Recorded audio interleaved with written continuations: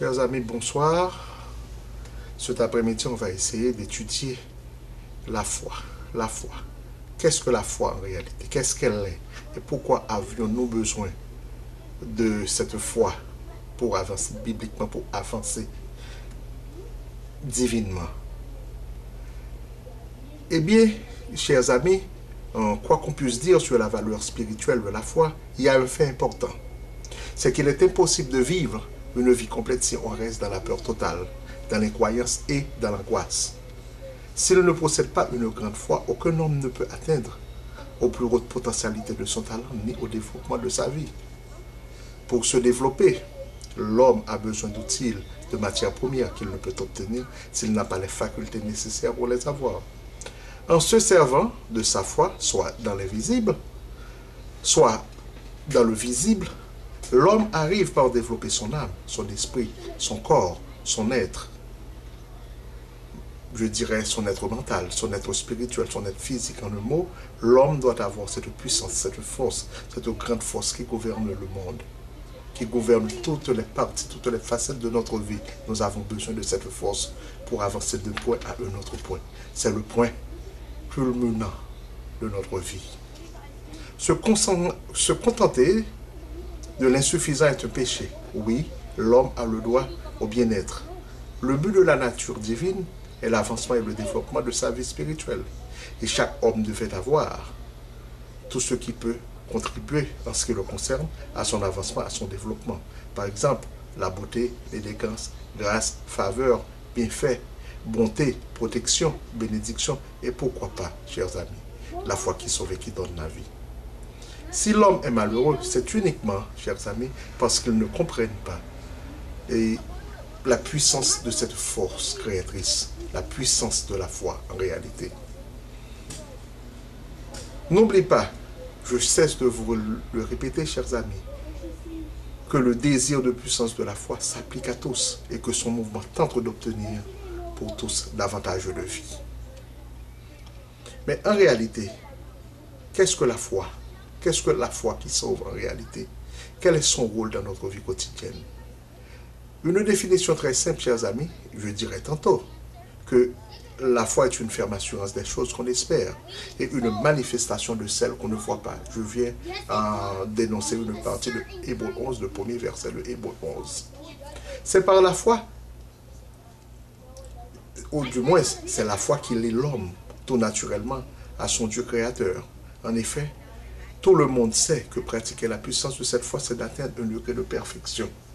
Car à ce moment-là, il a le grand courage, je dirais, il a le grand courage de se débrouiller de toutes les choses négatives qui l'empêchent souvent de rencontrer le Christ Jésus, qui lui seul peut lui donner la vie et le bonheur. Chers amis, croyez-moi si vous voulez, si étrange que cela puisse paraître, si étrange que cela vous paraisse en particulier, il existe un pouvoir capable de transformer votre vie de façon si profonde, si radicale, si complète. Ce pouvoir extraordinaire, quoique avec raison je l'ai appelé parfois mystérieux, parce que pour moi la foi est mystérieuse, est néanmoins très réelle. C'est la chose la plus pratique qui existe.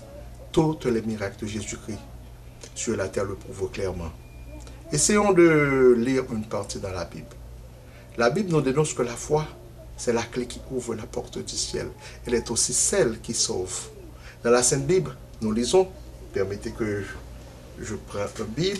Dans la Bible, nous lisons, dans Matthieu 8, les versets 23, « Il monta dans la barque et ses disciples le suivirent. Et voici, il s'élève sur la mer une grande tempête, que la barque était couverte par les flots, et lui, il dormait. Les disciples s'étant approchés, le réveillèrent et dirent, « Seigneur, sauve-nous, nous périssons. » Il leur dit, « Pourquoi avez-vous peur? J'ai un peu de foi. » Alors il se leva, menaça les vents et la mer, et il eut un grand calme. Matthieu 8, versets 23 à 27. Et plus loin, nous pourrions lire aussi, dans les psaumes 107, les versets 28 à 29, nous lisons aussi. Dans leur détresse, ils crièrent à l'Éternel, et il les délivra de leurs angoisses. Il arrêta la tempête, ramena le calme et les ondes se turent. Dès lors, chers amis, dès lors, nous pouvons nommer cette foi la foi qui sauve. Car le terme premier de la vie d'un homme, il est en effet le terme premier de la vie d'un homme. Cette foi peut être l'appui, la fondation, il est le fondement même de la vie, puisque toute autre définition la suppose et l'exprime en la limitant. Car en parlant d'une langue plus précise, nous reconnaissons que cette puissance créatrice est la condition à laquelle actuelle et universelle, sans laquelle tout conditionné n'aurait plus qu'une nécessité hypothétique au lieu d'une nécessité objective. Il est évident qu'elle devait être saisie, chers amis, par une expérience, parce que on ne peut pas atteindre cette foi sans expérience. Car si la logique nous permet d'atteindre l'intelligibilité d'une chose, c'est-à-dire son idée, son essence, son attribut, sa nature, son objet, ses effets et son but, la chose ne peut être atteinte elle-même que d'une manière immédiate et par suite d'une expérience. Or, la foi, c'est précisément le caractère qui fait que les choses sont des choses réelles et vivantes. Je dirais les choses réelles et vivantes. L'expérience que nous venons de lire ou de constater de la foi mérite le nom d'expérience pure, mais non seulement pour se distinguer de toute expérience particulière, qu'il implique, mais encore parce qu'elle est la seule qui soit en mesure de coïncider avec son objet, qui est le Dieu créateur et vivant. En effet, ce pouvoir, chers amis, peut atteindre son objet qu'en s'identifiant avec le Créateur, qui est le Dieu, le Créateur de toutes choses, c'est le Créateur de l'univers. Chers amis, la foi pure, telle que nous l'avons décrite, par opposition à toutes les croyances, toute conviction particulière, est la foi d'une présence divine, dont celui qui l'obtient se coïncide, se communique avec le principe commun qui donne à toute âme la vie spirituelle en Jésus-Christ et la lumière divine en son nom. Et la foi, chers amis, nous démontre que l'homme ne peut jamais faire usage d'une autre force que de la force spirituelle, puisque la foi est la première force spirituelle, mystérieuse et créatrice. Dans le livre de Matthieu, nous pourrions lire aussi, essayons de lire, permettez que, je dirais plutôt dans Matthieu 14, les versets 30, donnez-moi une seconde, Matthieu 14, les versets 30, et dans le livre de Matthieu, nous lisons, mais en voyant que le vent était si fort, il eut peur, et commençait à s'enfoncer. Il s'écria, Seigneur, sauve-moi. Aussitôt, Jésus étendit la main, le saisit et lui dit, homme de peu de foi, pourquoi as-tu douté? Et ils montèrent dans la barque et le vent cessa. Ceux qui étaient dans la barque vinrent se prosterner devant Jésus et dire, tu es véritablement le Fils de Dieu. Tu es véritablement le Fils de Dieu. Essayons de lire aussi Matthieu 17, verset 20. Verset 20. C'est à cause de votre incrédulité, leur dit Jésus. Je vous le dis en vérité. Si vous aviez de la foi comme un grain de sévéné, vous diriez à cette montagne, transporte-toi d'ici, là, et elle se transporterait. Rien ne vous serait impossible. Et nous pourrions lire aussi plus loin dans la Bible. En Matthieu 21, nous pourrions lire. Jésus leur répondit, je vous le dis en vérité, si vous avez de la foi, que vous ne doutiez point, non seulement vous feriez ce qui a été fait à ce figuier, mais quand vous direz à cette montagne, ôte-toi de là et jette-toi dans la mer, ceci se ferait. Tout ce que vous demandiez avec foi, en la prière, vous le receviez. Matthieu 21, versets 21 et 22. Malheureusement, chers amis, beaucoup de gens, comme moi d'ailleurs, confondent la foi qui sauve avec de grandes choses. Nous avions toujours tendance à confondre la foi avec une simple adhésion spirituelle. Quand je dis une adhésion spirituelle, cela veut dire qu'il croit en certains faits historiques, il croit en certaines connaissances. Cela veut dire qu'il se place du côté des faits analytiques et du côté des faits analytiques et scientifiques et non du côté de la foi et des révélations divines. Or, nous ne pouvons pas atteindre la foi avec une adhésion intellectuelle. Ce terme que je viens d'énoncer, c'est un terme particulier que nous venons d'énoncer qui est lié à l'idée de la puissance divine et à l'idée d'un effort assidu. Dans ce cas, la foi intellectuelle est la condition offerte à un homme pour se distinguer, non se rapprocher du Dieu vivant, du Verbe. La Sainte Bible dit que le diable croit en Dieu. Alors, chers amis, croire en Dieu n'est pas la foi qui sauve. Nous avons besoin de quelque chose de plus profond pour atteindre la divinité de Dieu. La deuxième chose que nous avons toujours tendance à confondre, nous confondons la foi avec la foi temporelle. Cela veut dire que faire confiance lors des crises temporaires, tels que les besoins financiers, tels que les problèmes familiaux, les maladies et autres, tout cela est bien, tout cela est bon. Il faut faire confiance à Dieu pour y pouvoir. Mais cela ne constitue pas, chers amis, la foi qui sauve.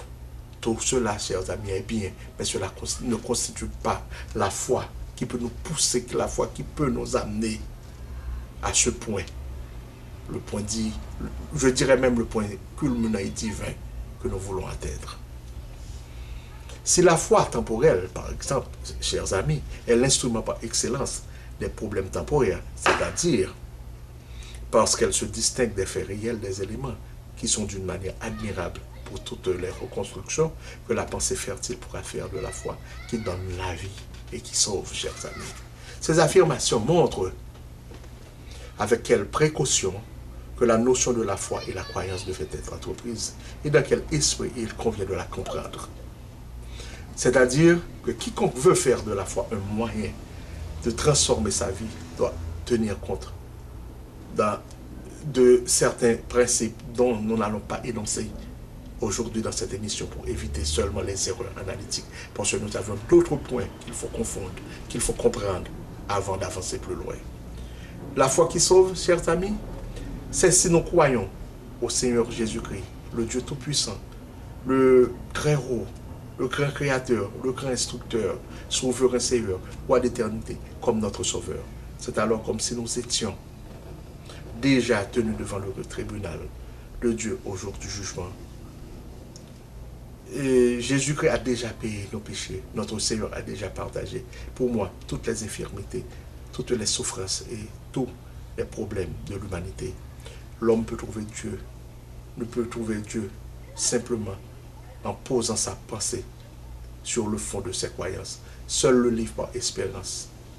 Et seul le livre peut-être, disons, le livre inspiré par espérance, qualifié à juste titre de grand succès mondial, le livre par excellence, le plus apprécié de tous les livres, puisse apporter la révélation de cette foi qui puisse nous donner ce Dieu vivant.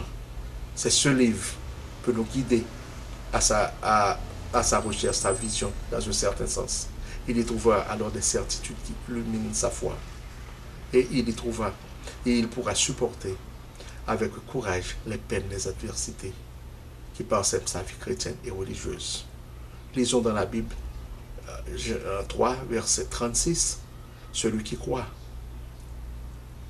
au Fils a la vie éternelle, et celui qui ne croit pas au Fils ne verra point la vie, mais la colère de Dieu demeure sur lui. Jean 3, verset 36. Continuez.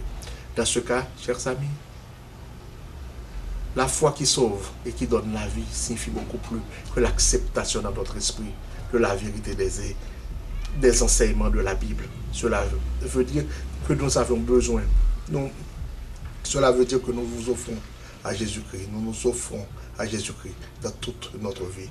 Cela veut dire que nous nous remettons aux vérités de notre Seigneur, Jésus-Christ, pour chaque détail, chaque parcelle, chaque chose, chaque jour de notre vie. Cela veut dire aussi que nous nous détournons de nos péchés et servons. Nous nous détournons de nos péchés et servons Jésus-Christ comme notre seul Sauveur et Seigneur. Nul ne peut servir, a dit la Bible, deux maîtres à la fois, car il haïra l'un et aimera l'autre, ou il s'attachera à l'un et méprisera l'autre. Vous ne devez servir Dieu et maman. Matthieu 6, le verset 24. Il n'y a sous le ciel aucun autre nom qui a été donné parmi les hommes par lesquels nous devrions être sauvés. Acte 4, le verset 12. Mais dans le domaine divin, chers amis et religieux, la foi qui sauve et qui donne la vie est également une source inépuisable de bienfaits, car hormis son objet, son esprit, son intelligence, mais aussi il éclaire la conscience et élargit la vie. Dans la Bible, nous lisons, pour avoir cette foi, nous devons être comme les esclaves de Christ. La foi peut nous faire devenir esclaves de Christ, c'est-à-dire une forme d'esclavage qui elle-même n'est pas pesante. L'apôtre Paul a exhorté ses compagnons dans la foi à travailler comme des esclaves pour le Maître Jésus-Christ, Colossiens 3, 24. Ceux qui par la foi choisissent de devenir esclaves de Jésus-Christ sont soulagés de leur lot de charge. Jésus-Christ lui-même a dit, venez à moi, vous tous qui êtes chargés et fatigués, je vous donnerai du repos. Prenez mon joug sur vous et recevez mes instructions, car je suis doux et humble de cœur. Vous recevez du repos pour vos âmes, car mon joug est doux et mon fardeau léger. Hébreux 11, les versets 28 à 30. La foi, c'est aussi faire confiance, chers amis, à Christ, seul pour recevoir le salut. Cela veut dire compter sur lui, seul, sur ce qu'il fait et non sur ce que vous et moi avons fait pour entrer au ciel. Le Dieu vivant nous a le premier donné l'exemple du sacrifice, lui qui est écrit. Il a tant aimé le monde qu'il a donné son Fils unique, afin que quiconque croit en lui ne périsse point, mais qu'ils aient la vie éternelle. Cependant, lorsque nous nous faisons devenir esclaves de Jésus-Christ, nous ne nous sentons plus seuls, mais nous vivons dans le sentiment ineffable d'une présence qui nous anime dans le combat de la vie, qui nous soutient dans toutes nos défaillances, qui nous contrôle dans le malheur, d'une présence auprès de laquelle toutes les jours se présence paraissent des rêveries, des songes. Dieu est uni à nous par la vie, la vérité et par l'amour. Car nous sommes en Dieu, nous sommes unis à tous les êtres vivants sur la terre, car en chacun, il y a l'image, la ressemblance de la vie parfaite. Nous sommes une avec ses plus belles créatures. Dieu se communique avec nous par la foi, la croyance et par les miracles dans notre vie. Son Fils Jésus-Christ nous unit les uns aux autres et nous fait devenir frères les uns les autres. La foi, l'espérance, l'amour sont les seuls éléments capables de nous donner le pouvoir de connaître et de pénétrer Dieu dans son essence, dans son être, dans son attribut. Ces éléments peuvent changer le cœur, ils peuvent aussi transformer la vie et nous font devenir de vrais esclaves de Christ, notre Sauveur. Crois au Seigneur Jésus-Christ et tu seras sauvé, toi et ta famille. Acte 16, le verset 31. Et plus loin, dans 1 Jean 3, le verset 3, nous disons, quiconque a cette espérance en lui se purifie comme lui-même est pur. Maintenant, chers amis, je crois que vous pourriez comprendre. Vous pouvez, si vous voulez, recevoir le Christ à l'instant même. Je ne dis pas le salut, mais vous pouvez recevoir cette force. Vous pouvez recevoir cette force créatrice qui peut changer maintenant votre vie. Vous pouvez prier le Seigneur Jésus-Christ là où vous êtes, là où vous vous trouvez. Vous pouvez recevoir en ce moment même la foi qui sauve et qui donne la vie éternelle. Vous pouvez recevoir aussi le don d'une nouvelle vie par Jésus-Christ en ce moment même. Mais voici comme parle la justice qui vient de la foi. Ne dis pas en ton cœur qui montera au ciel. C'est en faire descendre Christ, ou qui descend dans la Bible, c'est faire remonter Christ d'entre les morts. Que dit-on? Que dit-elle donc? La parole est plus près de toi, mais dans ta bouche et dans ton cœur. Or, c'est la parole de la foi que nous prêchons. C'est ce qu'a déclaré la Bible. Si tu confesses de ta bouche le Seigneur Jésus-Christ, si tu crois dans ton cœur que Dieu l'a ressuscité des morts, tu seras sauvé. Car c'est en croyant du cœur qu'on parvient à la justice, et c'est en confessant de la bouche qu'on parvient au salut. Selon ceux Que dit l'Écriture? Car quiconque croit en lui ne sera point confus. Il n'y a aucune différence, en effet, entre le juif et le grec, puisqu'ils ont tous un même Seigneur, qui est riche pour nous tous, pour tous ceux qui l'invoquent. Car quiconque invoquera le nom du Seigneur Jésus-Christ sera sauvé. Romains 10, les versets 6 à 13. Si vous voulez recevoir la vie éternelle par Jésus-Christ, alors faites appel à la foi qui sauve et qui donne la vie, chers amis. Demandez à notre Seigneur Jésus-Christ de vous donner ce cadeau sans plus attendre. Évitez surtout l'erreur mortelle de vous trouver des excuses. Il n'y a pas d'excuse pour manquer notre complète harmonie avec Jésus-Christ. Cela signifie seulement que vous n'avez pas prié avec foi et correctement. Les excuses sont véritablement le diable qui vient vous tenter pour vous maintenir hors du royaume dans notre Seigneur Jésus-Christ. Alors que la porte en est grandement ouverte. À chaque de nous, les excuses, en effet, sont les seuls ennemis dont vous devez avoir peur. Priez chaque jour avec persévérance. Gardez-vous toujours en vous ce cadeau précieux qui est la foi, chers amis. Et soutenez-vous du conseil de Jésus-Christ. Tout ce que vous demandez en mon nom, je le ferai. En vérité, je vous le dis, celui qui croit en moi a la vie éternelle. Jean 6, verset 47. Ne tardez pas, chers amis. Ne tardez pas. Ne tardez pas. Essayons de lire quelques points dans l'Écriture pour bien en saisir le sens de cette force créatrice. Et Jésus-Christ ayant été donné à l'humanité pour toujours, nous fait maintenant participer à la nature divine par son exemple, sa nature et son esprit.